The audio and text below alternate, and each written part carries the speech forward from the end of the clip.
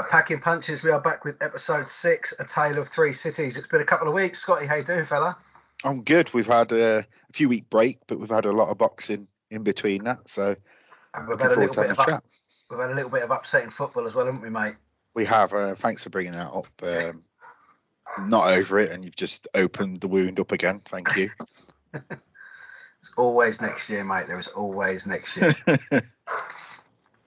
So what we're going to do then is obviously we missed a little week there, some scheduling conflicts. We're going to have a little tick back to the Katie Taylor, Chantel Cameron card that happened in Dublin on May 20. Obviously, the very, very late pullout of Celia Brackhouse sort of dented the card a little bit. Terry Harper was moved on to the following week, which we'll discuss in due course. So we'll start at the bottom of that card. Then we obviously discussed this with Stevie Levy, which seems like fucking ages ago now. We started with Maisie Rose Courtney. We all said that she'd win. You thought it'd be quite convincing. I think it ended up being a little tighter than she would have liked. I think it was 58-57. Yeah, maybe she had it in her head that it would be more of a comfortable victory. So maybe it was a good thing for her to bring that back into the real world a little bit. But yeah, no, still got the win, and I had it by a few more than that.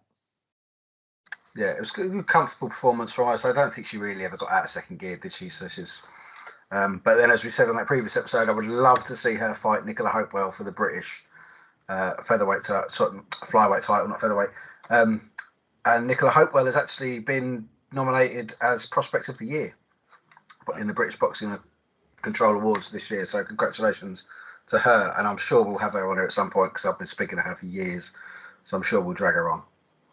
Yeah, I think with the women at the moment as well, they need to keep active. There's a few fighters out there who are not fighting or struggling to get fights, people cancelling on them. The girls need to be out there as much as they can. Yeah, and particularly, I mean, generally, they're not getting any damage, are they? Cuts and whatnot. So yeah, I mean, pretty much these promoters should be putting them on every single card and just packing them out. Obviously, once they get up to the Carrier Dubois level, you need that 6 month gap to build up to the big ones. But yeah, good to see him. It's good to see him getting out there. Expect to see Maisie back out. I would probably say she might well get on the Dalton Smith card in July. I'd imagine we'd probably see her on there. Yeah, it'd be good. I mean, if these girls want to be taking it seriously and as professional, they need to take these fights and get the money in as well. And I know it shouldn't all be about money, but it is at that level. And you need to take your paydays where you can and keep active. You don't know when your next fight will come if you get a loss, and that seems how it works these days. So moving up the card, Paddy Donovan had a TKO win over Sam O'Mason. I think that one ended up before the bell, so the early DAZN show, so not many would have seen that. One that we did say would be pure fireworks, and it was from start to finish, was Thomas Carty and Jay McFarlane. Two big boys just smashing the shit out of each other. Yeah, it was proper the Red Lion after a few pints fight, wasn't it? And very fair play to Jay. Yeah, he gave it a go, but Carty in front of his home crowd, he was well up for it, and it was a decent scrap. It was not high level, but it got the fans off the seats. Who I must say, from early doors, they packed out that arena. It was good to see. I know you're a stickler for being in there for the first fight, and not many are, but it was good to see. No, hence that photo that's behind me. That's me being in there for the first fight. But I think Tom actually showed quite a lot of technical ability in there as well. He didn't just go out swinging with Jay, because that's probably not the way to beat him, because if you swing with someone like that, you might likely get caught yourself. So no, I think that was a good performance. Keithan Aguiarco against Grant Dennis. A unanimous decision. I think it'll have a great performance from Keithan.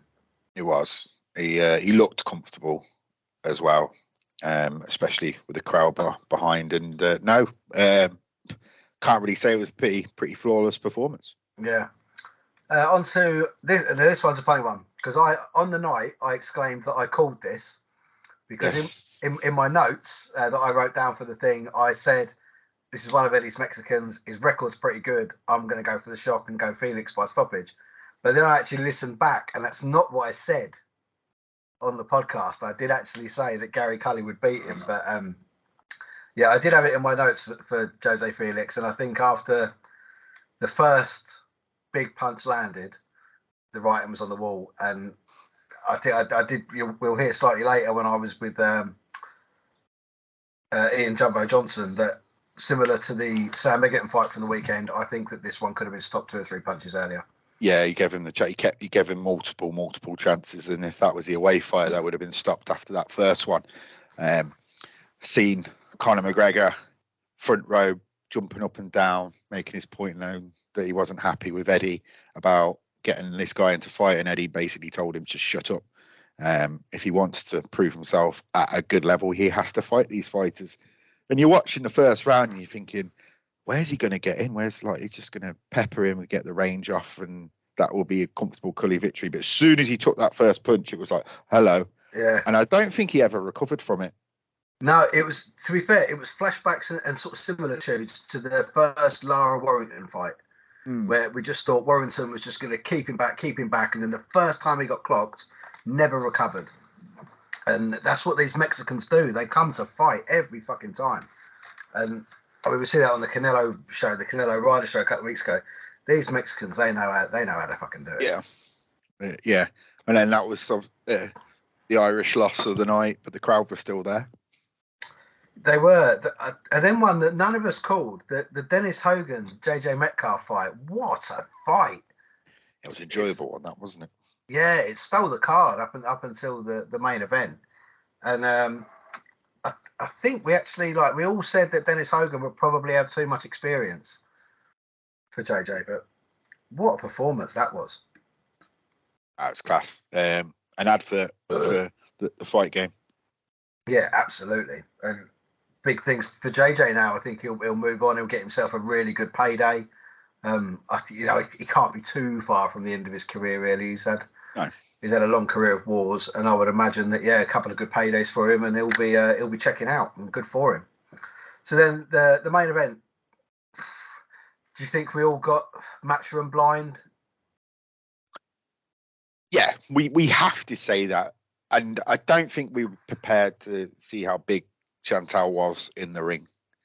And then Taylor just didn't go to the body enough in the first 5-6 rounds. She had to wear her down, and maybe it was she knew the batter size and was wary of the overhand, but it was a tale of weight, I found. And obviously Cameron is class. She can't be undisputed over 2 fights in 2 different weights if you ain't got something about you. Yeah. So I think everyone kind of owes, and maybe Chantal, an apology, and maybe we did get wrapped up a little bit, but take nothing away from Katie Taylor as well. She's still an elite fighter, and I'm sure with the rematch, there's talk of it going back down 5 pounds. Can Chantal do that comfortably? And does the result go the same way? Will we get Matchroom blind again? I don't know, but I'm all for that fight because I thoroughly enjoyed that fight. It was 2-minute rounds of pure let's go at it. I thought it was a great fight to watch. Yeah, I think it was as well. And there was some bollocks afterwards about talking about Katie's wraps and was there enough padding? Was her glove shit because Chantal was marked up, Katie wasn't. The fight was in a phone box. They were so close. It was terrific. And I was in charge of our Twitter that night, scoring it round by round, and ended up with the general consensus of what 2 of the judges scored it at. Yeah. I can't see a split for me. I could have seen a majority. No, I don't think someone giving it a draw, but if you're arguing with the result, then you're just you're fanboy of Katie, and that would all it would be. And I'm glad it wasn't a judge have a stupid landslide victory for Katie, because then that would have been another shocking judging performance. Yeah, I think it was a common theme on social media that night. As soon as the fight finished, was for fuck's sake, please don't rob her. She has gone there and she's won comfortably. Don't take it away from her. And they didn't. She got the win that she deserved. And yes, at 135, I will be buzzing to see that rematch. I thought Eddie was class after as well, because you could tell, as he is most of the time, you can tell he was upset, but he didn't try and take anything away from anyone. And he said all the right things. And as Katie showed her humility as well, even after such a gutting loss for her in the ring, she showed a lot of class after, and that can only bode well for the rematch, because I don't think there's going to be any animosity from both girls. They just want to fight, and if the fight sells itself. It does. And I mean, the same can be said of Chantal. Everyone knows that Eddie's class, Katie's class, Chantal was class as well afterwards, really magnanimous. And I think Great for Britain to have another undisputed champion. Interesting to see where it's held for the next one. What sort of card is it? Is it going to be another Ireland card? They top the bill. Is it going to be a co-main? Someone else getting more exposure? Because I think that the stadium held 9,000. Is that right? If you can get a bigger stadium, I don't know. No, I mean it's such a tough one because it was kind of backwards, really, wasn't it? Because it was at 140. It was for 141 or 142. It was for Chantel's belts, but she walked first. Her name was second. She came in like the challenger. Yeah. So I mean, the fact that she did, excuse me, and I would imagine that in the rematch they'd probably take the same because I don't think Chantel cares about that shit. No. But I thought Katie's ring walk, she looked very uncomfortable. She was so out of her comfort zone. And it was the singer was bursting everyone's ears. I don't know where they got her from, but it was it was terrible to listen to. And she was just standing, you know, like when AJ does it, he can do it for 10 minutes. He can go up in his elevator and whatever. It just was not comfortable. And she doesn't need that. She's been the world champion. She just wants to get out and walk on to a song, not stand at the top of the getting everyone looking at her. So I don't think we'll see that again. No. But I suppose first time she's fought in Ireland as a professional, they had to do something, I suppose, didn't they? Yeah, they did, but not that, because that was terrible. So we'll move on from May the 20th to the following week, then, when we had the Tale of Three Cities, 3 enormous world title fights, 4 including Terry Harper's that was moved to the Wood Lara card. I'll start with an Irishman first. Michael Conlon headlined against Luis Alberto Lopez, who won the title from Josh Warrington last time round. How much of it did you see? Because obviously I watched it. You were busy. I watched the whole fight. Yeah. Yeah. Michael said, "I wasn't this. I didn't do that." It sounds like bullshit excuses to me. I've always had a lot of time for Mickey Conlon, especially with what happened to him in the Olympics and everything. Yeah. I thought he was very, very. I thought he was classy after the Lee Wood defeat. I think he was boxing terrifically, and he just got caught. He did get caught. If the thing is with Conlon, you can only live off the Olympic robbery for so long. I mean, I'm still gutted about when I was in secondary school, we finished second in the league, but you can't hold on to that too much. And I feel like he is playing off a little bit. I don't know. He kept the jab, and he was always going for the hook, and he was hitting Lopez, and Lopez just kept coming back. And I think that disheartened him a little bit. Didn't throw the right as much as you'd wanted him, just to mix it up a little bit. And I think he was always in the fight. And I felt like, was it Richie Woodall on comms? I'm not sure who. I can't remember who it was. It was like, I had all 3 shows on at the same time, so I didn't have any comms. He was like, "Oh, fair play to Conlon here, sticking in. Oh, fair play to Conlon." It was like they were giving him no chance when he was hitting Lopez, and I think Lopez has always had it in him that he knew he was going to win. And that shot, fair play to Adam Booth with the towel. He knew his man was done. Let's not mess about. Let's get the trainer in, and what a shot right on. Yeah. Right at the button, wasn't it? Yeah, they hurt. So you're not. I think, unfortunately for Michael, I think he's probably the most talented boxer out there at that weight. Yes. But he's in a division full of fucking hard nuts at the moment, where I don't think he's got the power that they've all got. I think he's technically the best. Yeah. Out of all of them, his the front foot pivot stuff that he does is just mouth-watering. It's gorgeous. Everything about the way he does the sport is an art form. But Lee Wood, I think you're 100% right there, because the shots he was throwing, they look slick, they look good. But Lopez was like, "Okay, mate, is that all you've got?" Yeah, Lee Wood took him down in the 12th. Sent him to a different dimension. Lopez, as you said, before he even hit the floor, Adam Booth was throwing that towel in because he knew. That was it. So it's, I think he got rocked. It was a couple of punches before you could tell Michael was on his way, and then that just was the finisher, really. But I feel for Conor. I mean, both his losses have been for world title fights, haven't they? Well, is he the Chris Eubank Jr. of the featherweight division? Every time he steps up to that top level, he's going to get found out. Which, as I said, technically, I think he's the best. Yeah. But technically, Chris Eubank Jr. is very good. Yeah, and I don't think moving weight will help, because I don't think it will. No, no, I don't think he can boil himself down another weight division. That would just be dangerous. So, and he won't have the power if he goes. It's the nearly man. I mean, he's still fairly young. Well, I mean, people were talking about him retiring. They were saying, you know what, he's had a good career so far. He's had 2 world title shots, lost them both by knockout. He's got his promotional company. He's got other business stuff that him and his brother do. They're talking about him walking away, and I think, well, yeah, I'm sitting here saying he might be the very best one out of that lot not to win a world title, but this is still what you love doing, so keep doing it. And it's still a money fight with his fan base. Absolutely, yeah. He is, as long as he's still got the hunger to train and not get seriously hurt in a fight. I still think we'll still see a few years, and he might nick a title down the line. Yeah, and I think the Lee Wood rematch is always there. That fight was so good, you would not have to sell the rematch for that. That would be terrific.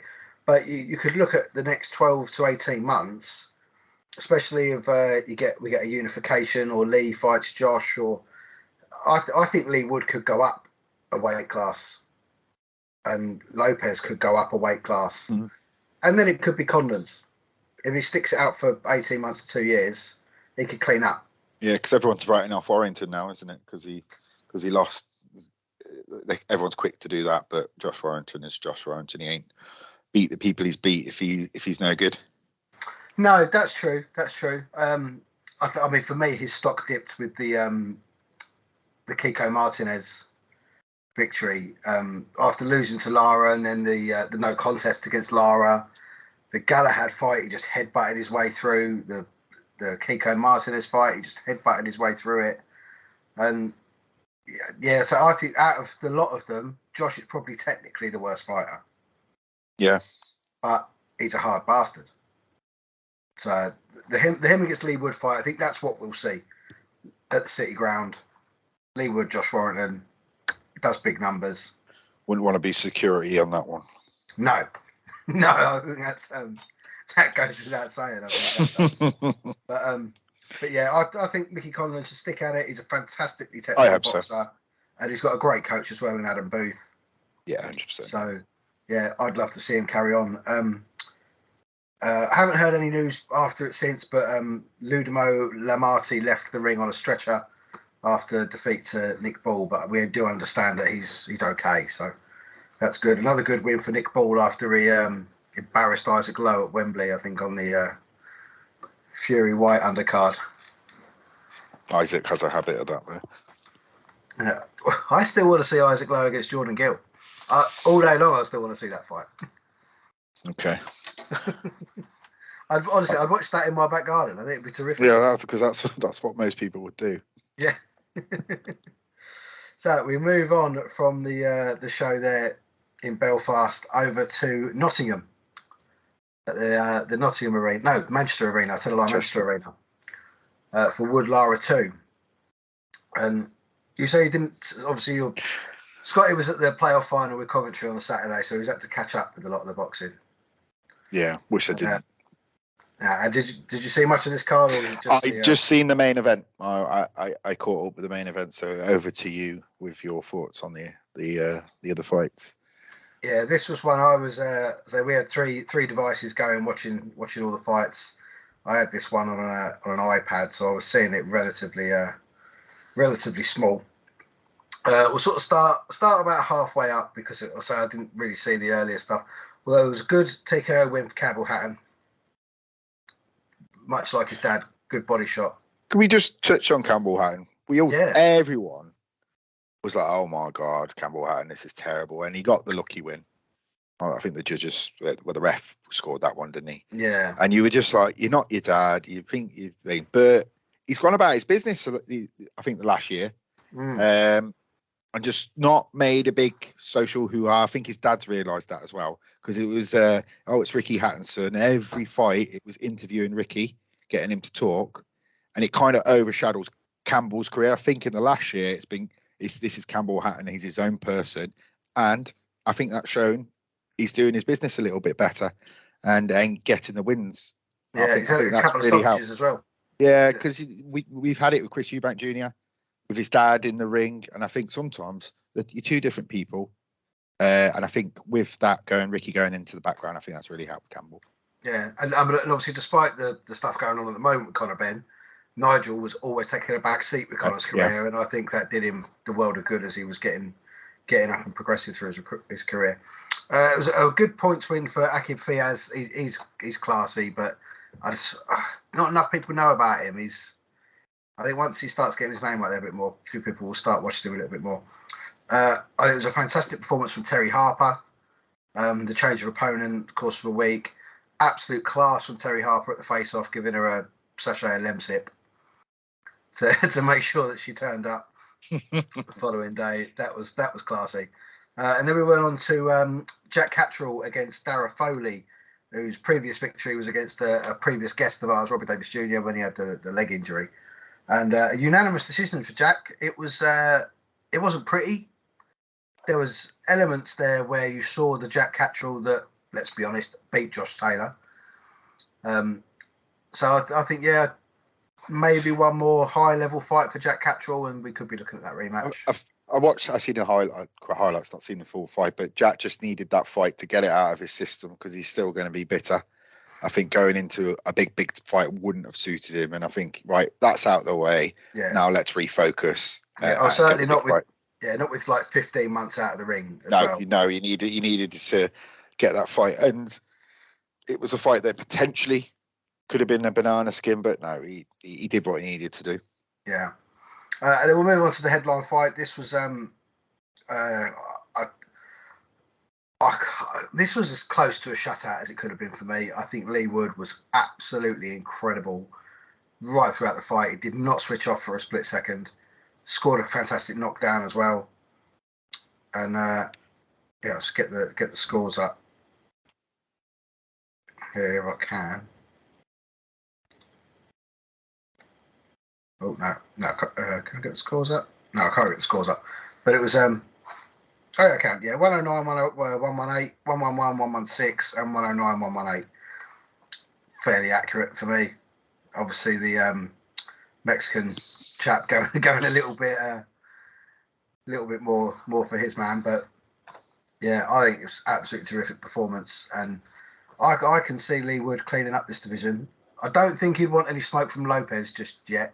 No, stay away from that for now. But I mean, Lara, it showed how much he was interested in this fight, coming in the way he did. He knew he got the lucky win, and I know you shouldn't say that because a win's a win, but the punch he got on Wood to win the first one, it wasn't there, and he found it, he pulled it out of the bag, but Wood knew what was coming for this fight, and I don't think he knew another way to beat him, and I feel like that was in his head and I think that's shown with the weight he came in at, and Wood was always going to win that one for me, and it showed with everyone slagging Ben Davison off, throwing that towel in. Didn't hear a peep after that one, did you? No, not one peep. On the weight issue, obviously Lara lost the title on the scales, so it was only available for Lee to win on the night. We've seen this before with people that win a world title unexpectedly and then go for it, or then called for an immediate rematch. Even Mexicans themselves, Andy Ruiz Jr. comes to mind, where he wins the world titles for Anthony Joshua, comes back for the rematch 2 stone heavier because he's just been partying for 6 months. Has Lara been doing that? He's been doing something. It's a shame. It is, but I think mentally he knew he wasn't going to win, and maybe he thought, okay, I'll just come in overweight, see what happens, and then just get through the fight. Because there was rumours of it being pulled because Lee had made weight perfectly. Yeah, and you're talking like on the scales, there was like a 4.5 pound difference. I think because he had the title, though, they were never going to pull it. No. And I think Lara knew that. He would have sought advice, or someone would have sought advice for him. I don't see what Lara does now. He might go home and get a few fights there, but yeah, it's a shame. It kind of shadows over Lee Wood's performance a little bit. but he's done the business, and I'm happy for him, even if he is from Nottingham. But the check weight thing, it's not a regular thing. I don't think every organisation has it. I know the WBC are very stringent on it, and they weigh their fighters regularly to ensure they're not losing weight dangerously. But this is the first instance I've heard of this, especially with the WBA, where they're checking the weight a couple of days before and saying you now cannot make less than X. Yeah. But they don't know Mauricio Lara. They don't know his physiology. That might be how he loses weight. He might leave the last 2 or 3 pounds to the last 2 or 3 days, and that might be how he does it. Yeah, that's true. But they wouldn't have just learned about this. This would have been said. And I do feel like there needs to be do more with the weight and the rehydration, because I recently watched Conor McGregor's new documentary, and it showed him cutting, and it was horror. It's not nice to watch. He looks dead when he's there. He can't move. They have to physically pick him up, and then he comes back round again. And maybe an element of that is putting it on for a show. But what they have to put through to cut and then build back up, I feel like they are having to be a bit more conscious of the boxers, especially because we're having more awareness of CTE and people going out on stretchers. I feel like we do have to do more and be more conscious of fighters. And if they have to change the way weight is done, then it will show where you should be on the weight divisions.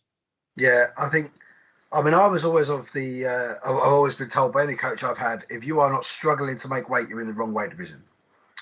So if you're making it really easy, you need to go down one.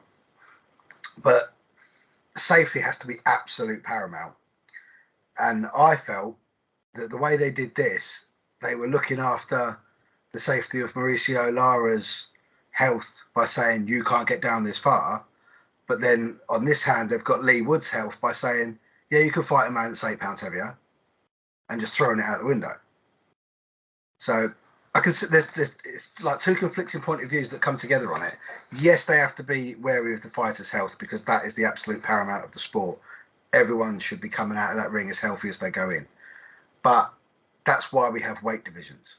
Yes. So that you don't have someone who's the next day. I mean, they would have weighed them both again, I'm sure, even if just within the camps. But most fighters down between feather, bantam, light welter, they'll put on in excess of 10 pounds in rehydration. And the likelihood is that Lara was probably 8 to 9 pounds heavier than Lee Wood when they went into the ring. I mean, obviously, it doesn't matter. Lee won, he knocked him down, no one got hurt. But I think it's something that it does need looking at, because they can't be, like you say, we've seen the chap leave the ring on a stretcher on the Michael Conlan card. We had the David Lightfoot thing after the Okoli fight with him having a stroke when he got home. This is a dangerous sport. Yeah. And yeah, we need to be taking care of the fighters, because at the end of the day, without them, it's nothing. We haven't got sport. I think the only way around that as well is get retired fighters, like have committees and get them talking about it. You don't want an active fighter having a say in this. You want a retired fighter and talk to trainers and get an agreement. And it needs to be across the division, the boxing federations, especially the main ones. They need to kind of all pull together. I know that's not going to happen, but if you're WBC champion and then you're WBO champion and then it's different rules, then that's not going to help anyone. Well, it's happened in golf today. They've all put their thoughts to one side. I'm not a golf expert, but that's embarrassing, isn't it? It is embarrassing, yeah. I mean, I do like a bit of golf. I like playing it more than watching it. But yeah, I don't think anyone was watching live golf, and this is them putting their hands back in their pockets, putting their heads down, saying, "Sorry, you can have it all back now." So that's the Wood Lara card in Manchester. Fantastic card, fantastic fights. Look forward to them going on.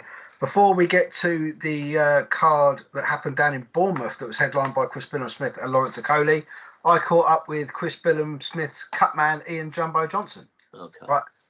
Packing punches, we are with Ian Jumbo Johnson, cutman to the champions. How you doing this evening, sir? Very well, sir. Excellent stuff. You've had a busy weekend just gone. Yeah, it's been a very exciting few weeks, but this weekend was something out of the ordinary, like a fairy tale story for a local lad, wasn't it, in Bournemouth? Yeah, incredible show, incredible weather down there for the fight week as well. And for you, a bit of a strange one, because obviously you used to do the cuts for Akoli as well. So not only was it stablemate against former stablemate, you've also worked in the opposite corner as well. Yeah, when the fight was announced, I had to make a decision, and I went to Shane and I went to Tembler at Lawrence's camp, and I said to him, look, I've got too much respect for all of you. I've done every single one of Lawrence's, and I think I've done 12 or 13 of Chris's. I said, I've got to step back, find yourself a cut man. I think the gracious thing is to do. And they all understood. And they'd done that.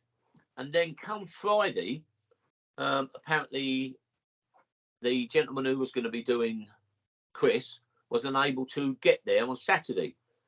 So Shane went and said to the promoter what had happened. And they said, well, what do you want to do? He said, well, I want Jumbo. So they told Lawrence and his team, and they said, fine, we've got a cut man. And that was it. So I done what I done. Oh, so he was actually sort of going to abstain from the yes, fight. I was walking away from the pair of them because I've got too much respect. They've looked after me themselves, the pair of them. Yeah, fantastic. And Chris certainly kept you busy that night. That was one hell of a cut, wasn't it? Yeah, it was a hell of a cut. I didn't get to stay right to the end because he was there until God knows what time. I think he said he got home early hours in the morning, like 5 or 6 or something after he'd done everything. But looking at the cut with experiences, I would say he possibly had 4 or 5 internal stitches and maybe 12 or 14 external stitches. It'd be interesting to see how it heals and whether or not they may need a little bit of a skin graft or plastic surgery on it. Is that obviously where it was? Because it was kind of in the fat of the eyebrow, wasn't it? Yeah. So yeah. Does that make it a little bit easier to repair where the skin's not quite so tight? It's a little bit freer to play with. It's not on the bone so much, and you can get your adrenaline stick in, open the cut, shut the cut back up on the stick and squeeze it and get the adrenaline into it easier. You like wrap the loose bit of skin around it. Yeah, I mean, considering the size of it, you did an incredible job, sort of almost cauterizing it for the remainder of the fight.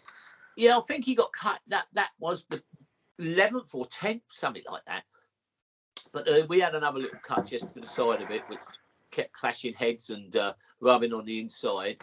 But I think if that had been round 4 or 5, I think I might have had some problems not stopping it, but letting the referee have the fight continue. Let him continue, I think it would have got worse. So, and that was always, I think, going to happen in this fight, just because of the styles. I think the way they were going to clash. It's something you must have seen in Lawrence, watching him from the start. Yeah. The first time I saw Lawrence, I think you were in the quarter for him. Actually, he was fighting Wadi Camacho, another fighter that you've done the cuts for. At the Copper Box, and that was a really good performance from him. I then witnessed the abysmal performance at Wembley in the Matty Askin British title fight. Yeah, and it's put me off Lawrence, in all honesty. And then under Shane, we saw a completely different fighter. Yeah, but listen, Shane is a very intelligent young man. He never went pro. He had some good amateur, and he's come from good stock with Barry, doesn't he? And he's done himself proud because not all of his fighters are the same. He hasn't tried to make them one mechanically kind of person. They're all different, but he worked really well, keeping it long with Lawrence, and he did change him. But Lawrence's last couple of fights were a little bit unsure of himself again. It seems like he's just gone back a bit because he wasn't sure what he wanted to do. Yeah, it did almost seem like a revert to type in this performance against Chris, which I was one of the few that sort of did back Chris. I thought that Chris had him beat. Yeah. Building up to the fight, I really did. Just from his last performance against David White, we can't take too much. Obviously, new trainer, a bit of ring rust, but I think Chris has been fantastic. He's on such a roll. Chris, to really me, exciting. Is possibly or the most improved cruiserweight in the country.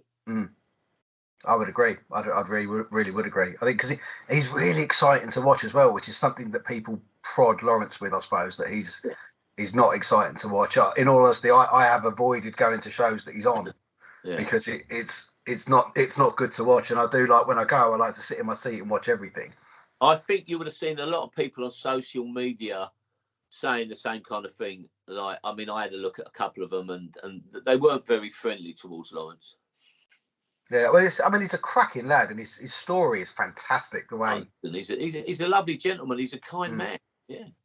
Yeah, it's such a shame that his style, although has been effective, isn't particularly fan friendly. It's but that's not the style for me that he won the world title with. I think under Shane, he was, as you say, keeping it long, winding up those levers to use his freaky frame. Phenomenal, wasn't it? Oh, we've said on this podcast before with Scott, who's normally with me on it, his levers are so long that the power he must generate is quite frightening.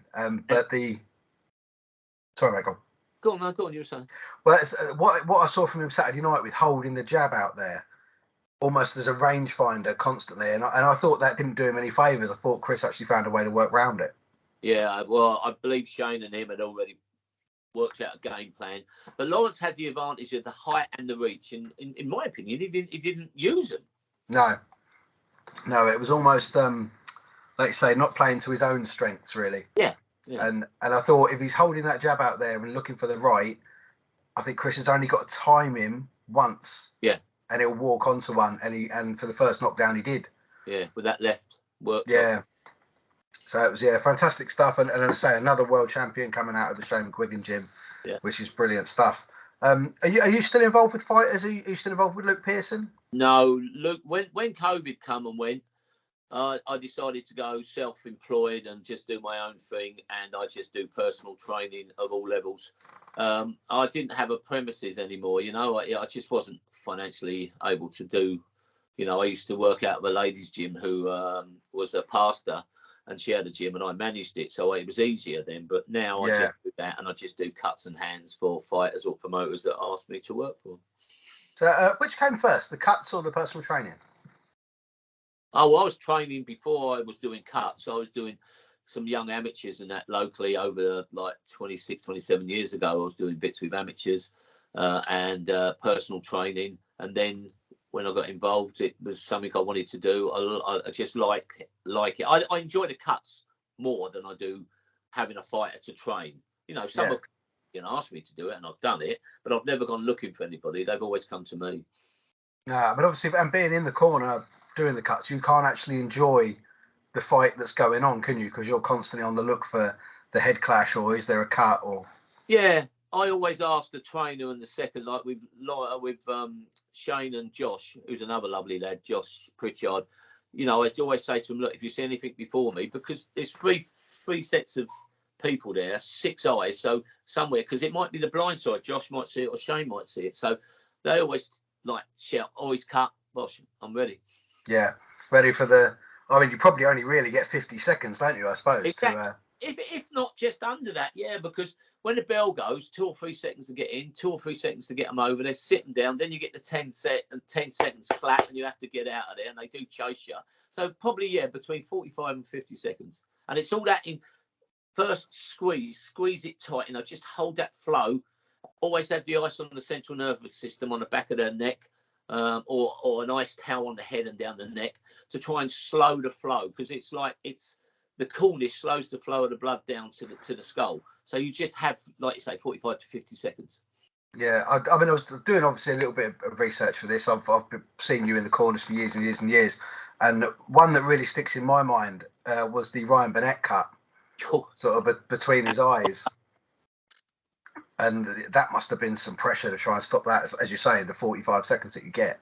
To be quite honest with you, it looked like a Harry Potter flash stop, but that was so big, I could get such a big swab, because I got swabs for the nasal passages and swabs that are thicker, and it was that big that I was able to get a big one in there and plenty of adrenaline, and within 2 rounds it had stopped. Wow. Because Adam Booth said to him, it's a bad cut. We're going to go, see how we go. And if we have to play you can't carry on because it was an accidental clash of heads. But they came to me and said, after the 4th round, right, it's a fight now. And then Ryan had to show his mental, physical, and, talent there, because he'd never been cut before. So he had to win the fight off his own ability with me just keeping him there. No, it's fantastic. It's such an integral role, actually, that I think a lot of people if they don't have an involvement in the sport or they haven't been involved in the sport, they don't really understand the integral role that you would play as a cutman. In my sort of unlicensed background, I've always had my trainer doing it at the same time, which is in the pro game is an impossibility. Yeah, you can't talk and concentrate at the same time. No. But it's like Sam Egerton on Saturday. They asked me to help with Sam Egerton. And Johnny Pegg said to me, look, you ain't worked with Sam for quite a long time. Can you step in? Yeah, of course I can. So, right. One thing, can you make sure you put the end swell on that right eye from the word go? I said, yeah, of course I can, John, because he swells up. Now, he was fighting, can't remember who he was fighting now. Pigford, Jason. Yeah, Pigford, Joe Pigford. Pigford, yeah.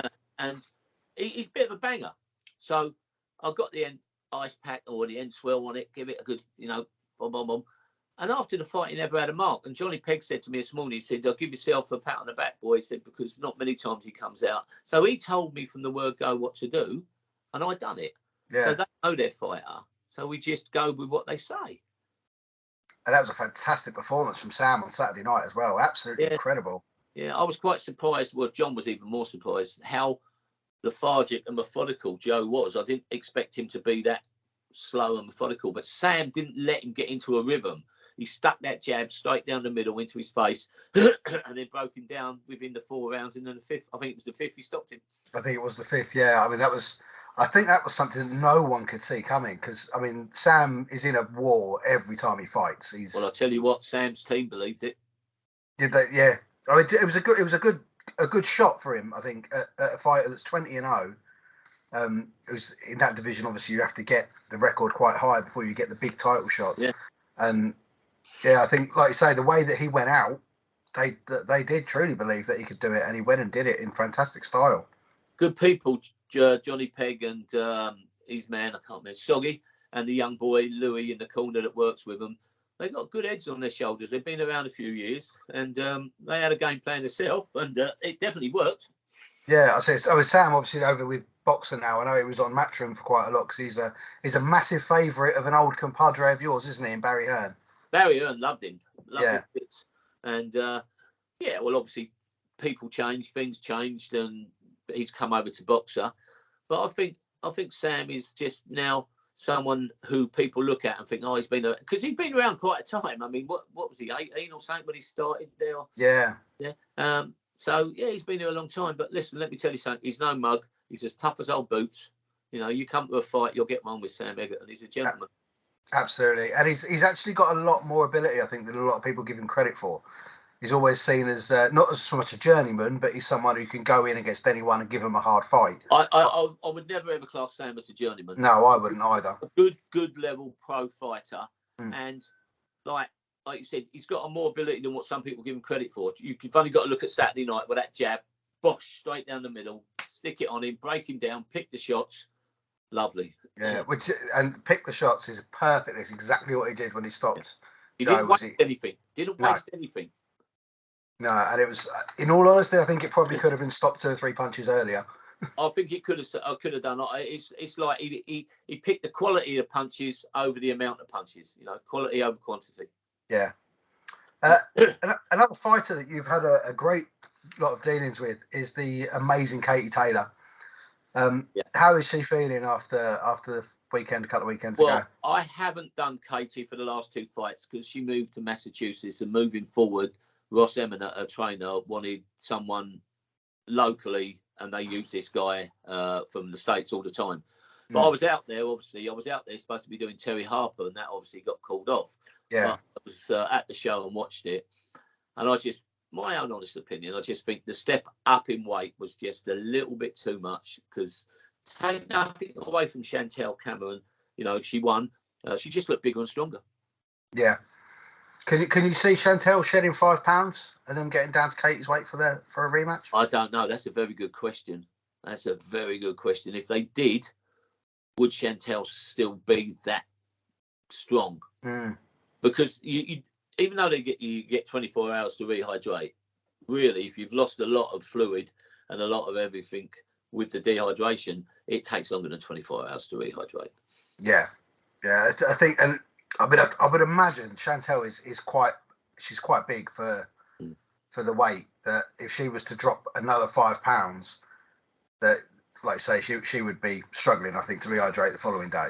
Yeah. 24 hours wouldn't be enough. But it's like after that fight, like you contacted me about this, but a few people messaged me and said, Jumbo, did you see the state of Chantel Cameron's face? Oh my God! Now look at these pictures of Katie Taylor's wraps. And I looked at them and I replied to these people. I won't mention their names. I said that wrap is exactly how Ross Emmett has wrapped her hands all the time I was with her. Nothing changed. Katie doesn't like a lot of padding. She has some. And I don't think it was the wraps at all. I think it was just the close contact with heads and everything. You know, some people jump on the bandwagon and say, look at her face. Her gloves must have been bad, or the wrapping must have been bad. If there had been any problems, the Irish Boxing Board, the commission, and the opposing team that was in that changing room watching her wrap would have said, well, hang on a minute, what are you doing? Yeah. Signed off by the commission. So these people who jump on and say, oh, their wraps are illegal, you know, they haven't got a clue. No, I mean, that either Jamie or Nigel would have been stood in the changing room, wouldn't they, watching them being wrapped. Nigel and they'd have had to have been signed IBC, Irish Boxing Control, and then it's done. Like you say, I think it was the shoulders, the heads, because they were in close all night. It might have well have been in a phone box, that fight. It was terrific. Well, it could have been, couldn't it? Yeah, and I think we were always going to get that. It was something I said when we were building up to the fight, that Chantel's never been there for me. She's not been in the phone box wars, whereas Katie's been there time and time again. Yeah. And I thought that might just be the one up for Katie, that she'd be able to battle through. But I was backing Katie. I was glad on the night that the call went to Chantel, because she did win it. I'm pleased the judging was fair. Yeah.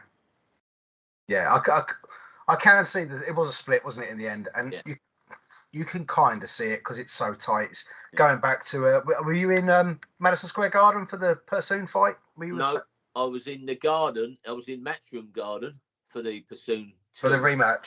Yeah. Yeah, because funnily enough, that was 4 years ago today. Yeah, I know. That first Taylor Pursoon fight, and obviously the AJ Ruiz on that night. Yeah. So, 4 years ago today. But, those two fights against Pursoon. That was the day Josh Kelly... he got a draw, I think, didn't he? With Robinson. Yeah. Yeah. That's the same. Yeah. Do you still do cuts for Josh? No, I don't have anything to do anymore with Adam Booth's team. Obviously, they moved to a new gym, and I moved on.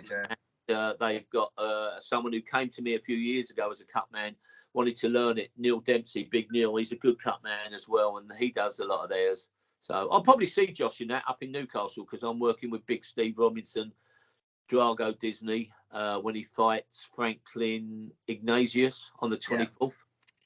Yeah, so your wife must be incredibly understanding. My wife is probably the best wife any man could have. And there's probably other men say the same. You know, my wife's a prison officer. She works at a male prison in Sutton at Highdown.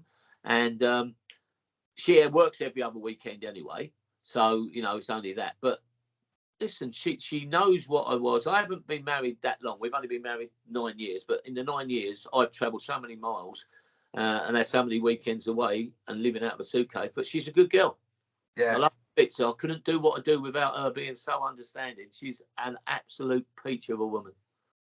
I think it's actually across all sport. I do a podcast also on ice hockey, and anyone involved in professional sport at any level has to have incredible support from home, because, like you say, the travelling, the weekends. I mean, us, the semi-pro ice hockey players in the UK, it's every weekend, Saturday, Sunday night, all season, travelling all up and down the country, as well as late night training sessions. So what you do is, incredible, obviously, for the fighters, because you are, I would probably say, the most recognisable cut man.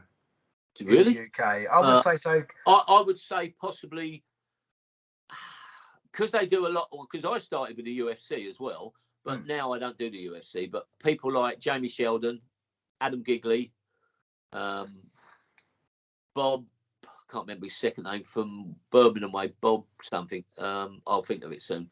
They're quite well known as well. There's a lot of good cutmen out there. Is it a dying breed, or is there youngsters No, coming there's through? Lots of people wanting to do it. I get a lot. I probably get 2 or 3 a month asking me, where'd you start? How'd you learn? Blah, blah, blah.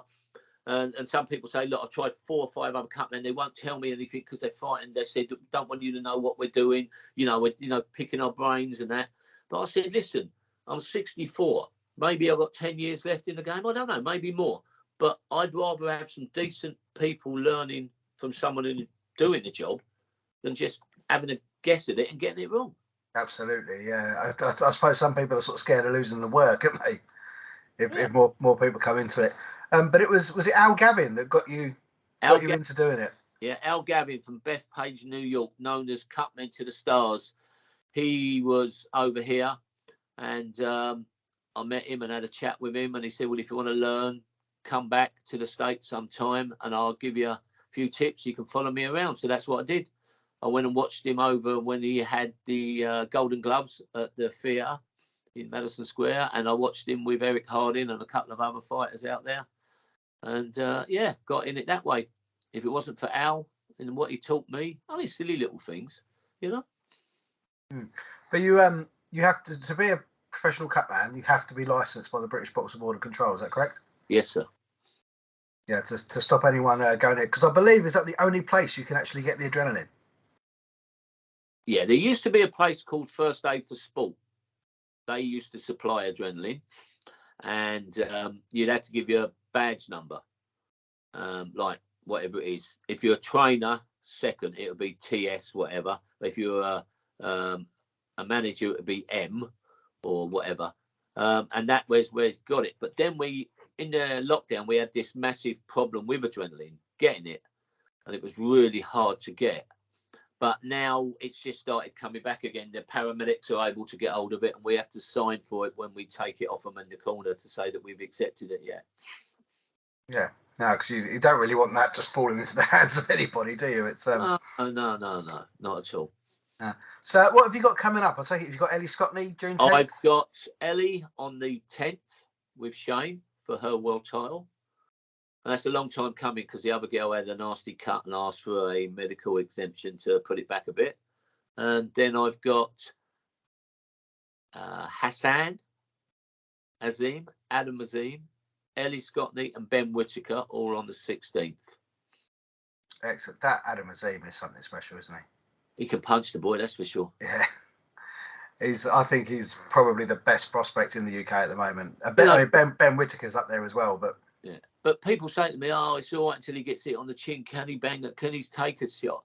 And like anyone in any heavyweight division, we've said it years ago with Bruno. What's he like when he gets it on the chin? Well, we're going to find out sooner or later. But at the moment, no one's doing it. No, I think it's similar with Ben Whittaker because that sort of style he's got is so controversial, isn't it? It just draws all sorts of opinions from everywhere, similar to Prince Nassim back in the day. Yeah, but they're both fighters of their own. He is a bit flashy. He's a different weight. It's going to be that way. People will do it. But Ben Whittaker is Ben Whittaker. Nassim Hamed is Nassim Hamed. Yeah, and I think Ben actually does enjoy the fact that there is a lot of people that will watch him because they want to see him get knocked out. Yeah. And I think he enjoys that. People want that with Fury. That's why Tyson loves giving the little bit of stick to people, and then people get on his back because they want to see him get beat. Yeah, he's we've heard more from him and from Frank today. I think he's really struggling to find an opponent, and I think he's bored, which I think is what all this malarkey is he's coming out with on social media. I just hope they can get him something because I wouldn't want him to see him to lose interest, be bored, and go back into his old ways. No, in all honesty, as a boxer, I'm a massive fan of Fury. He's an incredible fighter. I've never been actually a fan of his bravado and his behaviour, but I have always said as much as I would like him to go unbeaten, if he does get beaten, I don't want him to go back down that dark road again. That would not be good for him or for boxing either. But he's another one, divisive, I suppose. He'll split opinions. Yeah. But people like, young Ellie Scottney's come under the radar. She's a good little fighter. But in the ladies division, sooner or later, you've got to step up to that level, and I think she's capable of stepping up on the 10th, and I think she can win that. Yeah, we spoke to Stevie Levy a couple of weeks ago. Yeah, she's a fantastic character. She's a crazy woman. But we spoke about Ellie because I'm a massive fan of women's boxing. I have been for years. My old coach was a woman. It's something I've always encouraged in the sport. Yeah, and I think she is the best that we've got. Unfortunately, I think weight. Slick.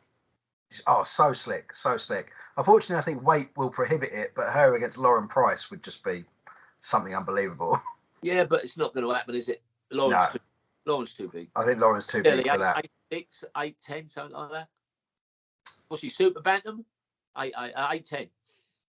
Lauren, I think Lauren's heavier than that. I think she's Ellie's super bantam, yeah, 8'6", 8'10". Yeah. But she's do you still do cuts for Shannon Courtney? No, because she's with Adam Boosted. Yeah, because it's obviously she's kind of fell off the edge of the planet, hasn't she? She got apparently she's had some reoccurrence of an injury to her leg, which might need more surgery, I've heard, but I don't know. Yeah, so we were discussing it with Stevie because she was offered the Nina Hughes fight after Shannon pulled out, but it went to Katie Healy in the end. Yeah.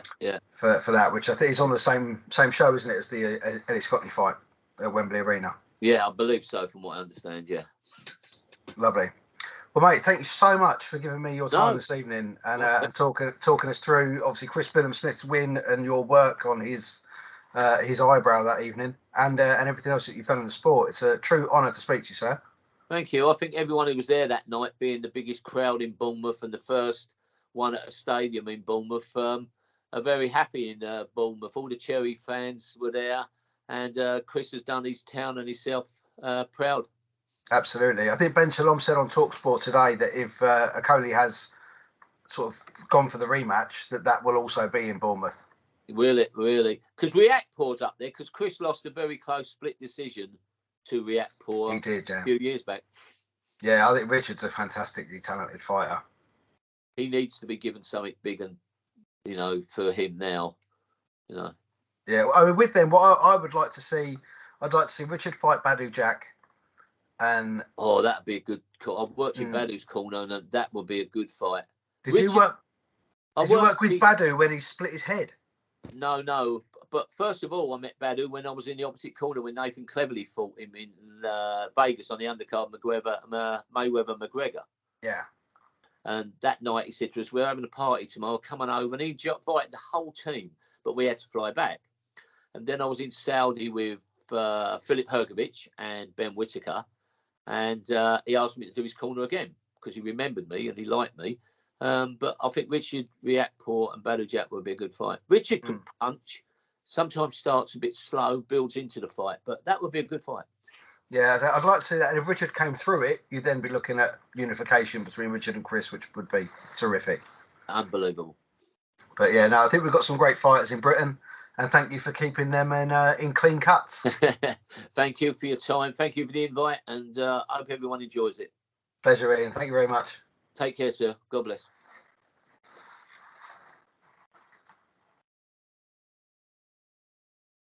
Massive thanks to Ian Jumbo Johnson for joining me there. Had to fly solo because of a scheduling conflict for Scotty. But that was great to hear from Jumbo, wasn't it? It was. And you can tell he loves this game. And he loves his wife, bless him. But no, to be in the game as long as you are, and I thought it was really refreshing to hear him say how he wants to help up and coming guys in the game, because it's quite easy, everyone just wants to look after themselves, but he's obviously clearly an experienced guy, and if we have more guys like him in the boxing world, it's only good. Yeah, it's something I've actually considered in the past, doing the cuts, because I've been in the corners doing a bit of coaching and whatnot, and sort of helping out with various clubs and coaches. And if I could have a wife as understanding as Jumbo's wife, I think I'd love to be out all weekend sorting out the cuts and the boxing. This show down there, I thought this show was terrific.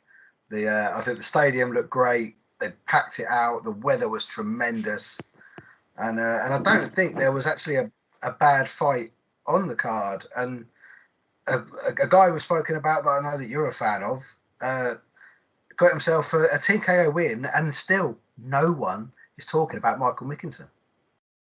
No, it's such a shame, and I'm trying can't come up with scenarios of how he gets these fights, because no one wants to fight him, do they? But he just does the business, and he takes the risks.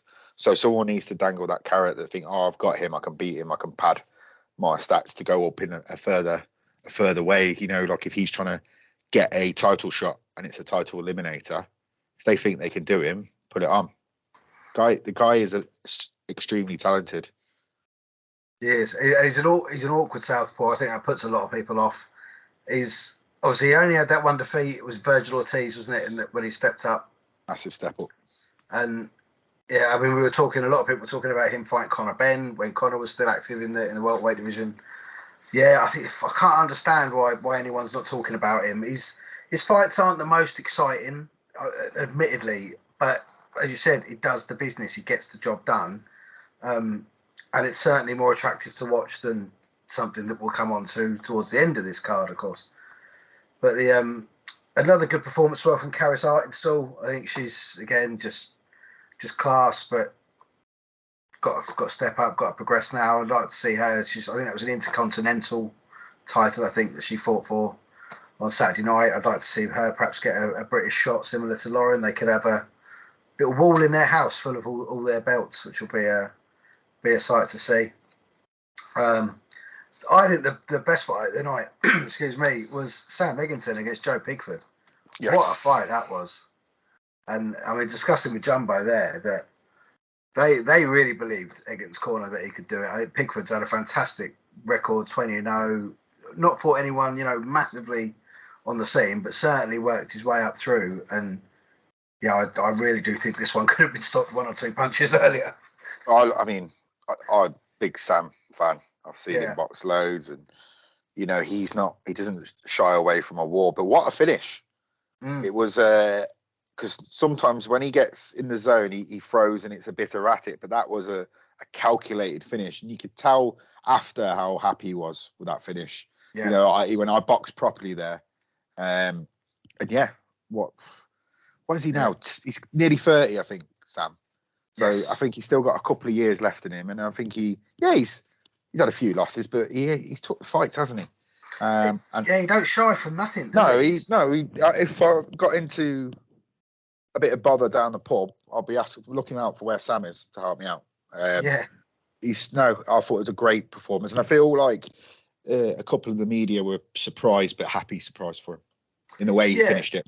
Yeah, absolutely. And it was, as Jumbo said previously, he went for quality over quantity, and he really picked those finishing shots. And I'd kind of started the conversation about Sam with Ian, sort of saying that some people would view him as a journeyman. I don't. I actually view him as a gatekeeper. Yeah. And I think if you're going to be anybody in them welter, super welter, like around there, if you can't beat Sam Egerton, you're not going to get up to the top level, because that kid's got talent, he's got heart, and as his nickname suggests, he's a savage. He is. I'd like to see him, I don't know, get another title shot at something. Not sure what. I mean, he's had a few goes at the IBO, hasn't he? I think he held the IBO. Just another title before he eventually does give it in, whenever that is. But a real entertaining fighter, and I think everyone enjoys watching him fight. Yeah, and for me as well, I mean, the surprise of it came, not that I've never doubted Sam's ability, because I think he is a tremendously good technical fighter that he doesn't get as much credit for as he perhaps should. But Joe Pigford is a fucking massive geezer for super welterweight. He's enormous, and it's I mean his record here. I mean, it's 20-0 before the fight, wasn't it? 20-0 with 19 KOs. Yeah, that's super welterweight. That's just astonishing. And he's so yeah, we won't see him for a little bit now, because he has to have a certain amount of time off being stopped in that sort of way. But yeah, his record's not full of household names, but some good victories to start with. A lot of journeymen, but then he started going through the ones with the winning records. Took a couple of people's O's, and yeah, he'll be back. I think he'll be back, and I think he can fight again in July. So you want to, because he's 30 himself, so he's gonna want to get what he can out of it. But you know, he's not too late to learn stuff, and a loss shouldn't define your career. So no, absolutely not. Absolutely not. I mean, look at Sam again. Yeah, 33 and 8. So yeah, it certainly shouldn't. On to the headline fight of the night then. The local boy getting his dream world title shot against the former stablemate. As Jumbo said, he'd done cuts for both lads. He'd done Okole's whole career up until recently. Did actually abstain from doing the fight, but ended up in Chris Billam's corner. I did. I was one of the rare people on Twitter that did. I backed Chris. I thought he would win. But again, so disappointed from Okole. And he then kind of lost his way a little bit, didn't he? He was erratic at times, and you get the knockdown in the fourth, and then the holding in the fifth. The refs told you dangerous the way you were holding, and I think with the point deductions, the ref had every right to do those point deductions, and he could have done it at the end of the seventh again. Same. And now for me, that would have been a DQ. I think the bow saved him because he was starting to throw while he was holding down. But I mean, the 10th round could have been maybe a slip. I don't know. But for me, Chris Billam-Smith was the worthy winner. I'm not sure how it was a split. Another weird one with the judges. Well, it was a majority, wasn't it? Because one judge gave a majority. Sorry, one judge gave it. Yeah, one judge gave it 112, which means with the deductions and the knockdowns that Chris Billam-Smith only won 3 rounds. Yeah, which is it's madness. I mean, is that corruption or is that just flat out incompetence? The latter, because I can't believe that every fight card we have now there's corruption. It can't be that bad. No. But we are getting it's the same shit, different week. Yeah, I did actually. Chris Billam-Smith was on TalkSport with Jim White and Simon Jordan today. And he has since found out that judge that scored it 1-1-12, he was judging only his 45th fight. So the board has then got to look at it. Yeah, the board have got to look at it and then say, 45 fights. He could do that if he was judging every fight for a month. Yeah. And at that level, you're not experienced enough to judge a world title fight. No. And that's where the board have got to look. There's surely got to be a minimum level of fights that you must have judged before you can judge a world title fight. But look at the refs. Unless you've got that A-star grade or you're, with the certain organisations and the things, you can't ref a world title fight. No. So kudos to the ref, though. Yeah, I think that it was Marcus McDonald. I think he was brilliant. He warned Okole plenty of times. I think with the DQ, something that Chris actually said today, Chris wouldn't have been happy winning it by DQ. No. And I think that was probably in the mind of the referee that this kid doesn't want to win a world title by disqualification. He's winning on the cards. And yeah, as I said with Jumbo, I couldn't understand Okole's performance. He didn't make use of any of his attributes whatsoever. And I mean, that's what he was doing all the time with holding the jab out as that rangefinder and holding it in Chris Billam's face. I used to fucking hate it when people do that, which fair enough. That means it's a good tactic. But as soon as you can pivot your head left and right off your shoulder and get around it, fight.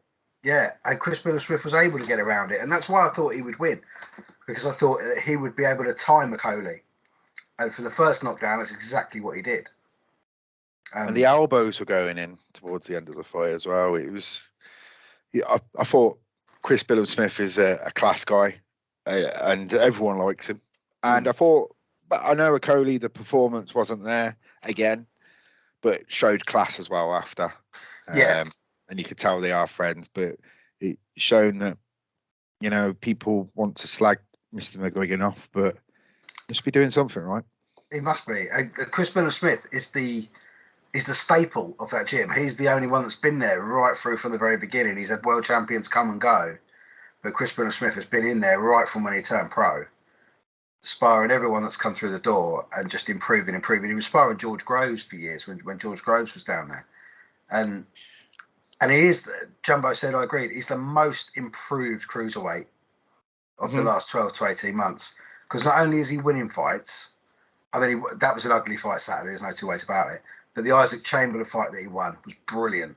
The fight against the, I've lost his name now, I think it was a Bulgarian fella that he knocked down with a big uppercut and he went down in installments. He's entertaining to watch. And I really do feel for Ben Shalom, because how the hell do you sell Lawrence Okoli to anybody? Like I said to Jumbo, I've actively avoided going to shows where he's on the card because I've seen him live 2-3 times, and it's disappointing. I haven't got an answer for you, mate. That's the be all and end all, because I don't want to watch it, and it's a shame. But you know, you left your trainer because you thought the grass was greener, and sometimes, well, most of the time that isn't the case.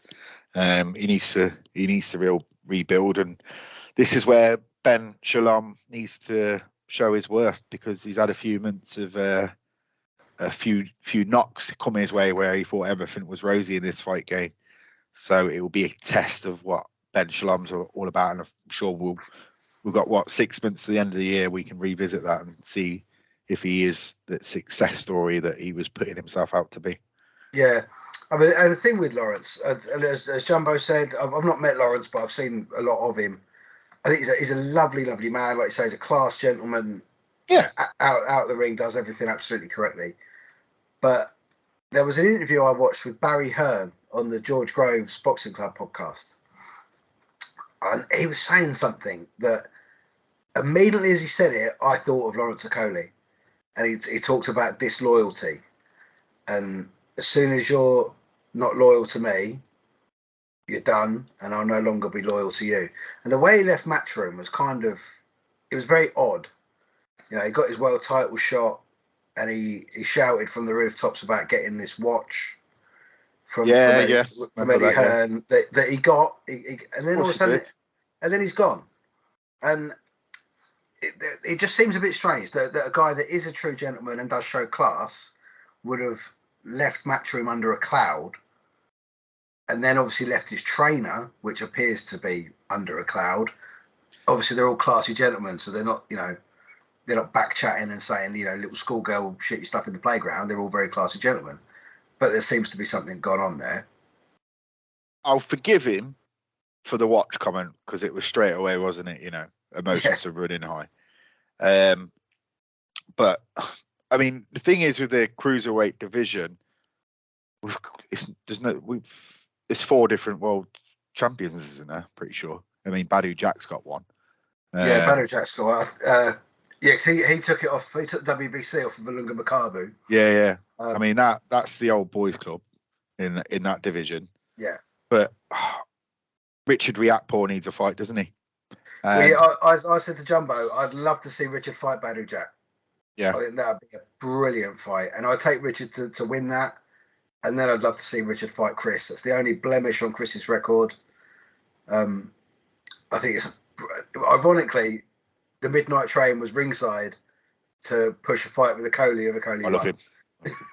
But what does Okoli do? Does he move up? I don't know. I don't see. I mean, apparently he's invoked the rematch clause. Unless he, I can't see a rematch. Unless he, if he maybe. Oh no, he can't have his old trainer back. No, and I know. I mean, I don't mean to slant Lawrence. I don't think it's his. Obviously, he's made mistakes. I'm not slanting the guys, but it's 18 months of bad decisions. Yeah. And I mean, according to I heard Shane McGuigan say, Lawrence boils himself down to get to 14-4. And yeah, for me now, I think, that holding style, you probably get away with that more in the heavyweight division. Yeah. I mean, I'm just over 6 foot. And for me, you really? Yeah. And if I'm, we've never met in real life, by the way. Just over 6 foot, 6 foot and half of an inch. That makes all the difference. And I lost loads of weight during COVID, and I went down to 14.8, and I looked like a fucking stick. And I just think that cruiserweight, you can't convincingly boil yourself down to that weight. No, it can't be healthy, and he's clearly got the power. I mean, I'd love to see what he's getting in the ring at. If he Yeah. weighs in 14.4 on a Friday, I'd love to see what he's getting in the ring at on a Saturday night. Because I bet it'll be 15 something. So, yeah, I'd like to see him step up to heavyweight because I don't want to see that fight again. It was ugly. No. And has probably put back Chris's defence because of the state of that cut that Jumbo did such a good job on. With all the head rubbing in close and that. It's I've seen a picture of him today. It is like a flap. He's had it all stitched up. He may well need a bit of a skin graft or plastic surgery there, as Jumbo suggested. But yeah, that's I don't want to see that again. No. So I'd like to see a Cody go up. Yeah, and two things. So obviously for Jumbo, the Adam Booth didn't really touch much on that. So obviously there might have been a few things that have gone on.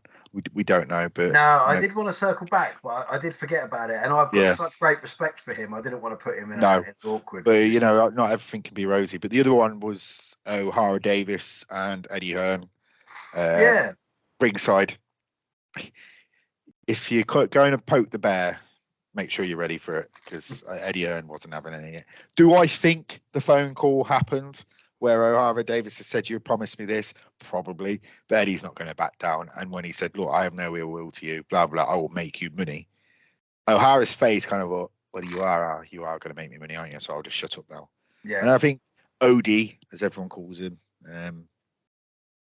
he has built himself back up and he will get the fight. So fair play to him. But let's squash it now. I'm bored of it. You just get back to fighting. Yeah, I mean, a lot of these fighters have got good bravado and good talking, but don't take on Eddie Hearn. He's a professional at talk. He's a professional at talking shit. That's what he does for a living. You won't beat him, and he will talk you under the table. Coogan had the Kleenex out, didn't he? He was like, this is going to get views.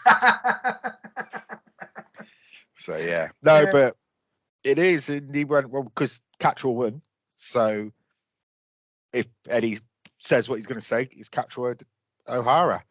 And I think it's a good fight for Catchwell to then get back to the top of the tree because that's a real test for Davis. Yeah, well, they've got a mutual opponent there, obviously, and that's the blemish on their records.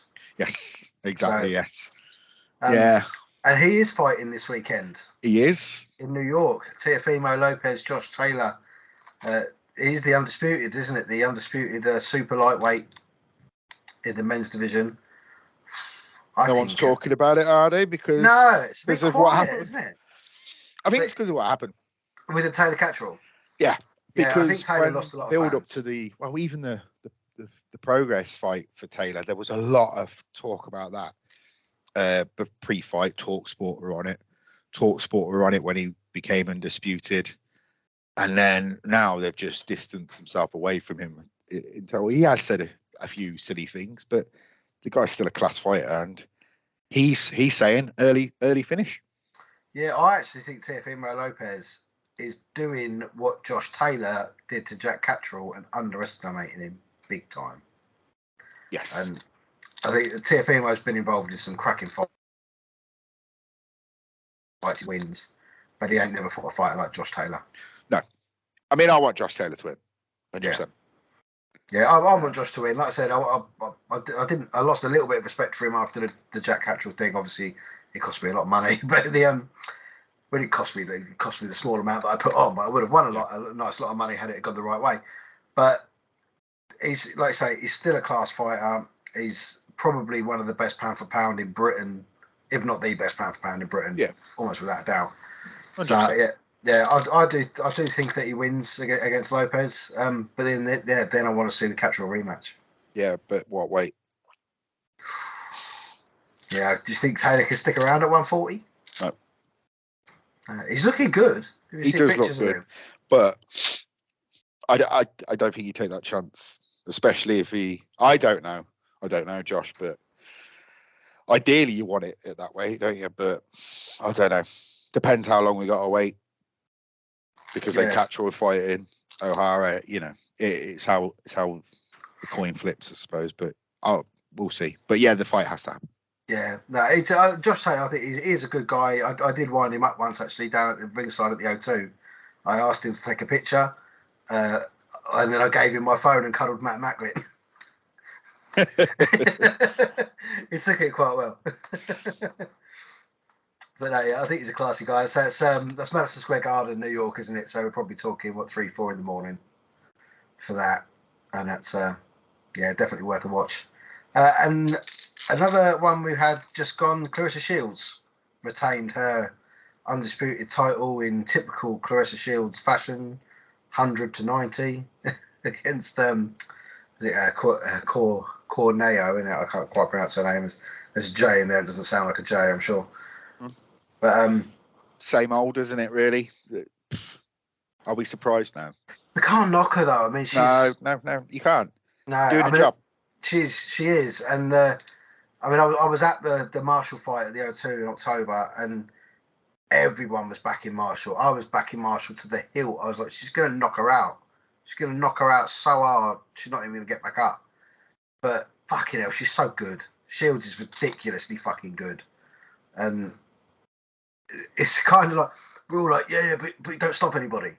Well, they're 10 stone women, 11 stone women. It's very hard to stop another 11 stone woman, but she does her job incredibly well, and very rarely do people take a round off of her, which in 2-minute rounds is fucking going, Tom.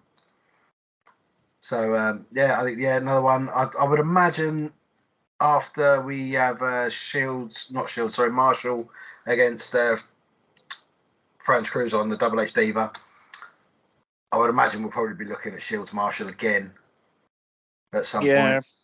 But well, Marshall would have learned from that. She would have learned, and I think that she'll get another big test in this fight again. But she's walked straight into another undisputed fight after a defeat. It's unbelievable. Yeah, but she's got well, excuse my terminology. She's got some balls. So. Well, yeah. Yeah, she sure has. Another bit of news, British boxing that we said we'd touch on this week. Anthony Fowler has retired. Yeah, I think I've watched every one of Anthony's pro fights. Don't normally like Scousers, but he seems like a top guy. Yeah, and he was a joy to watch. The body shots that he could throw were devastating at times. The loss to Scott Fitzgerald, which was a proper tear up. They didn't like each other, and it's been well documented about Scott's troubles after, and even then Fowler wanted to help him. Yeah, he's got a young family now, 2 young kids, wife, and he's got his new business venture, which he seems to be smashing. And it was coming, wasn't it? You said before. He doesn't mention it, obviously. He doesn't mention it often, does he? What business that he's in? No, apparently it's DVD or something. No, I jest, but no. I think most of the boxing world, you can tell by Twitter when it was announced that they wish this guy well, and I do as well. Brilliant, and well done for moving yourself on and going to the next stage of your life. Yeah, absolutely. I'm with you there. I think I've watched every one of his pro fights. I've been lucky enough to meet him as well. I've got a Team Machine T-shirt sitting around somewhere as well that I did buy. Coming up from the Commonwealth Games as an amateur into the pro ranks, like I said, vicious body shot puncher. Always looked in incredible shape. He lived the life big time. Particularly when he was under Dave Coldwell. I think that's when we saw the best of Anthony Fowler. Always had that 6-pack popping. Towards the end of his career, his sort of social media life, he became a little bit on the opinionated side. May have alienated a few people in the boxing world with his opinions on certain things. Yeah, but in all honesty, he backed it. Like he never shied away. He backed it. No, up. He never changed his mind. No, he always had the courage of his convictions with everything that he said, regardless of how many people it pissed off. Yeah, which you have to respect in him. And yeah, like I say, I think the Scotty Fitzgerald fight was such a shame. I think had he have won that, we would have seen a different fighter going in towards that, like building back up to the Liam Smith fight. Yeah, and he said when the Liam Smith, he could not take that fight, and a couple of Smith brothers were a bit disrespectful to him, but I'm not surprised because that's the way they work a little bit. And to go into that fight as the underdog, he gave it a bloody good go, and he should be proud of his career. I think he went further than Chris Eubank Jr. Exactly, yeah. So, albeit a slightly different weight for Liam, of course, a lighter weight for Liam, but yeah, great lad, and I wish him all the well for the future with his wife and his children, anything that he chooses to do. And I'll continue to follow him on social media because he's good value. He is good indeed. value. But I'll have to dig my Team Machine T-shirt out somewhere.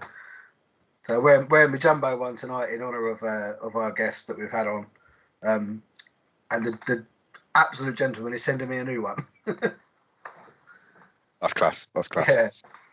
Yeah. I've had this one quite a while, so I think he's changed supplier since I had this one. But we've got another card coming up this weekend as well. We've got a Matchroom DAZN show at the Wembley Arena. Sonny Edwards is defending his flyweight world title. I was listening to Sonny talk on the Steve Bunt's 5 Live podcast this week. That guy can talk. He can really talk a bloody good game. Yep. But I tell you what, he can fucking fight a good game as well. And I've seen them both. He's the better of the Edwards brothers by a mile. Yeah, he is. I love Charlie, but Sonny is a lot better. Sonny says he can beat anyone over 4 divisions, and I wouldn't disagree with him. If you don't get hit, you win fights. And he's still on Twitter today. He's taking the piss out of some guy. Said he looked like Gollum, and he just said, "Look at your missus' nose." And he's 3 to 4 days out from his world title fight. The guy just. Some say he might be too cocky and he might be too confident going into the fight, but I just think he knows he's got no real challenge, and that's why Eddie's kind of got him back on Matchroom, trying to find him a fight. But that will sell because Sonny's got that social media profile now, and he was bloody fantastic the other week on comms. It was. And he would have grown that. So yeah, Eddie's not daft, is he? No, and you didn't say at the time, but when I turned it on, I thought it was George Groves. Yeah, you did. Yeah. You messaged me, and I just laughed at you. But no, that's what he needs to. He knows he needs to be getting himself out. That's why he is the cocky twat on Twitter by his own admission. Yeah, but if that gets you a few more views, then he does what he has to do. Whilst he knows that he's probably not going to get hit. No, because he's fully aware that as a flyweight, he's at the opposite end of the spectrum to the heavyweights. They get the least amount of press. They get the least amount of people bothered about it, because they don't think it's not the prize fighting division. I've said on Twitter before, if you like boxing or you just want to get into boxing and get into watching it, watch the Edwards brothers fighting, because that is the art of the sport. They are the ones who are at them lighter weights. That's where you can really see how technical and beautiful the sport is. But you do get the occasional one down there that do knock people the fuck out. And if he comes through this fight against Campos, I would love to see him fight Martinez. Ooh. And there's bad blood there, obviously, after the Martinez incident with Charlie Edwards. Yes. When he took the WBC title from Charlie after hitting him when he was on the floor, got disqualified from that and then took it back off him. Yeah, but Sonny will say he don't care about his brother, so it don't make a difference. No. But no, it's a good card sort of down from that. We've got the return of the Romford Bull all the way up.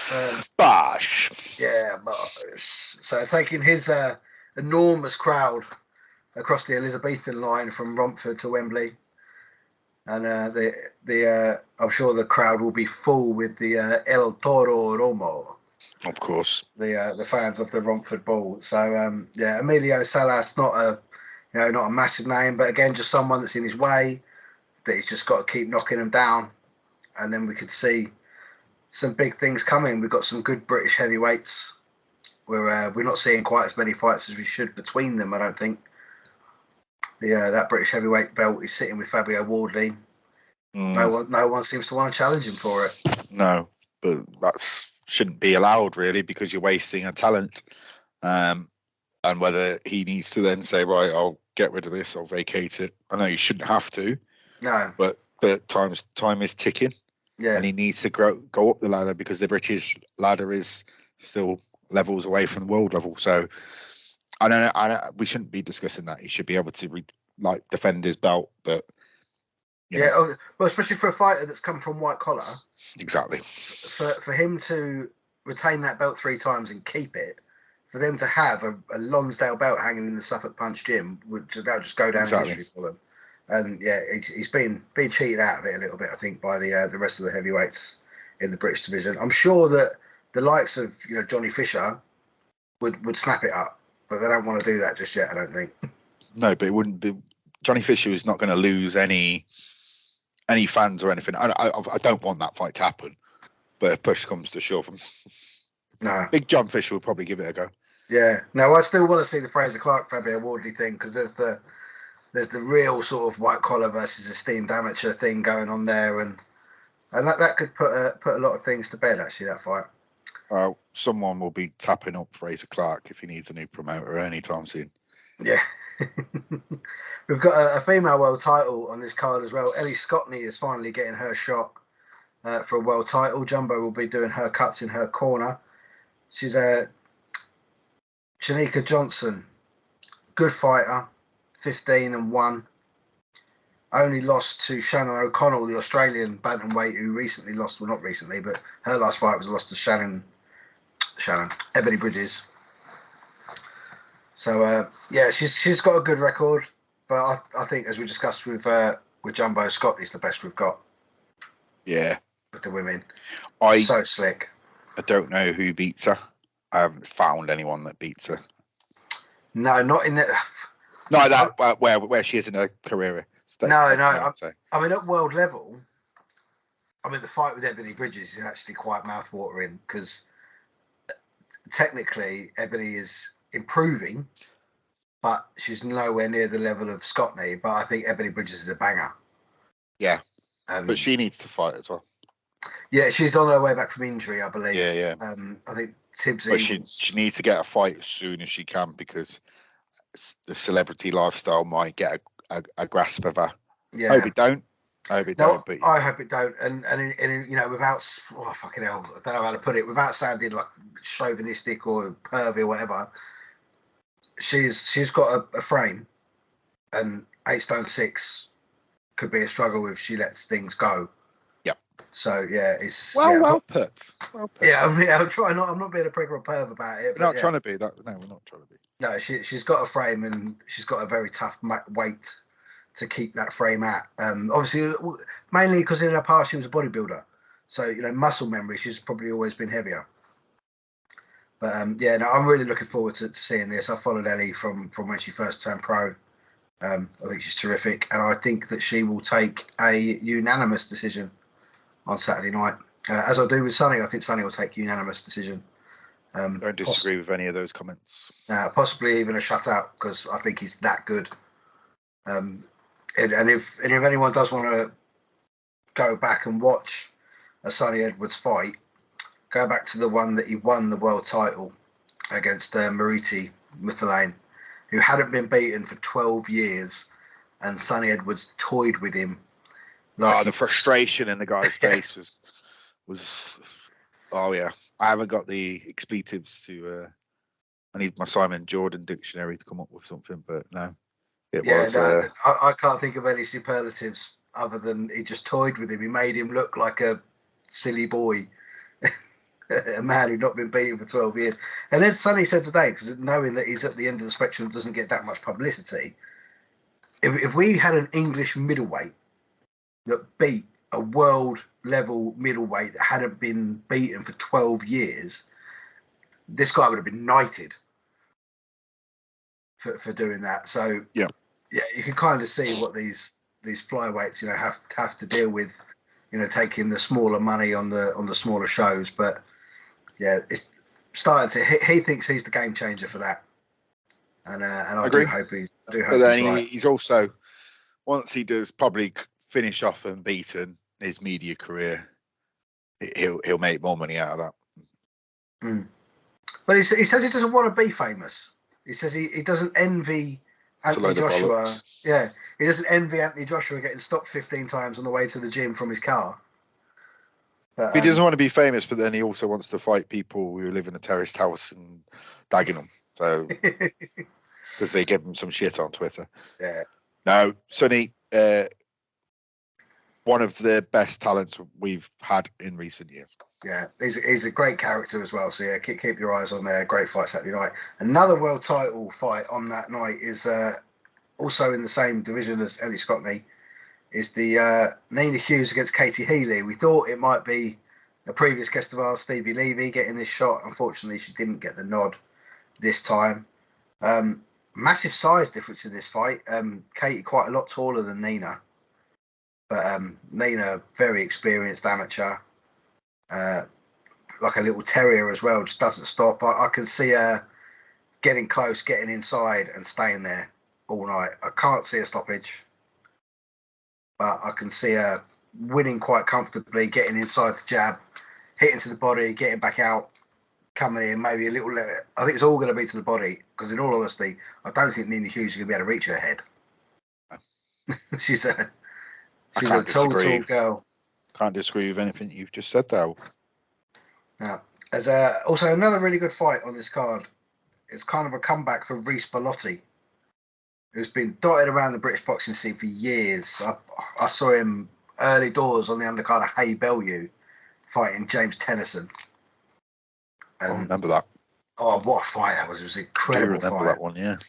And I think Yusuf Kamari's kind of, quite high up in the rankings. He's not a world beater, but I think we see a good win for Reece. I'll probably back him to get a stoppage, actually, because he does wear people down, and I think if he gets a stoppage, he shoots himself back up there and gets himself a big fight. He's had a couple of knockout victories recently as well. Yeah. So that would be give him his boost. Yeah, no, I agree. What's he had? 17 fights, is it? 17, 18 fights? It's 15 and 5. 15 and 5, sorry. So 20. No, yeah, as you just said, I forgot about that fight. That was a good one. Yeah, Yusuf Kamara is 15-1-1, so they're fairly even. But Reece is a terrific fella, terrific fighter, and I back him to win that one. That means he's losing. No, I'm going to dine out on that Jose Felix one. Then there's a couple of others. There's another interesting women's fight on that card, actually. Shannon Ryan down at Superfly, 4-0 at the moment. Sort of another one of the Matchroom girls. She's going in with Martina Benili, who's 5-1-1. Ranked quite a few places above her in the world rankings. I think it's a really interesting fight, and if Shannon wins this, I think she could be looking at a British title level. Sure, baby. Not fighters I'm familiar with. Yeah, and again, not because I'm a perv. I just like watching women. No, you are a big advocate for women's boxing. I'm not going to pretend I know every women's boxer because I don't want to be that guy. Yeah, no, they're. I think the more people that see them fight on these shows, the more people are going to sort of stick with it and keep watching it, because it is getting better and better and better. I completely understand. Hopefully, I'm going to catch up with David Coldwell hopefully soon, and we're going to have him on to discuss upcoming fights for his fighters. But I discussed with Dave Coldwell years ago about it's just not there. There wasn't enough boxers to make it any good to watch. They were having to get Latvian cleaners and Romanian bin ladies in to just fill these shows, and it wasn't really doing anything for the sport. And obviously Kate Taylor was just going up and up and up and up and up, and now Chantel Cameron's coming behind her and overtaking her. But with I think the sport's going great guns now, coming through from the amateurs. I mean, they're, like you said, it's my baby. I do sort of do my research into it. There is girls now in the amateurs who are 15, 16 who they're gonna be world champions because they're that good, because they've started young and they're getting them in. The pro managers are signing these amateur girls as amateurs because they know what they're going to do. Steffi Ball has got a girl called Rihanna DeForo, and she is class, proper class. I think she was training with Amy Timlin up in their gym up there, but now she goes over to Steffi's. And yeah, I think it's got a great future. And the more people that sort of get into it, I understand people's things about the only do 2-minute rounds, say 10 for championships. For the time being, I don't think that needs changing because we don't want to dilute the sport. We don't want to affect the product. Yes, if you gave it 3-minute rounds, there'd be more knockouts, but I think we do 2-minute rounds. Watch that Taylor Cameron fight. If those rounds were 3 minutes, would it have been any less entertaining? Would it have been any more entertaining? It would have been exactly the same of entertainment. When they know it's only 2 minutes and they've got a minute break, they go hell for leather every time, and they're all nails. Yeah. I have not yet met a woman boxer who is not nails. Oh yeah, I mean my former coach. I very much doubt she'll hear this, but I will send her it to make sure she does. She was 8 stone 6. She used to scare the shit out of me. But she was still my favourite sparring partner. We would knock 10 bells of shit out of each other all over the place. And they're a different breed. Women boxers are just a different breed, and they need the support. And I think they seem to be getting it now. And getting a little bit more, exposure for what they do, which is fantastic. Mate, any other business? Don't think I have. Had a packed episode tonight. Yeah, it has. It's going to be a feature length. No issues with that one. No. So yeah, I'm looking forward to Saturday night, and we'll convene next week and discuss that. And then we've got a boxer card coming up. Adam Azim is headlining a boxer card the week after that. And we'll also try and break down a bit of the Taylor against Lopez fight, which I've not made my mind up yet as to whether I'll stay up or get up in the morning. I'll be up at either I'm staying up or getting up, singing the Flower of Scotland. Let's go. Yeah. Excellent stuff, mate. Right, well, the towel is in.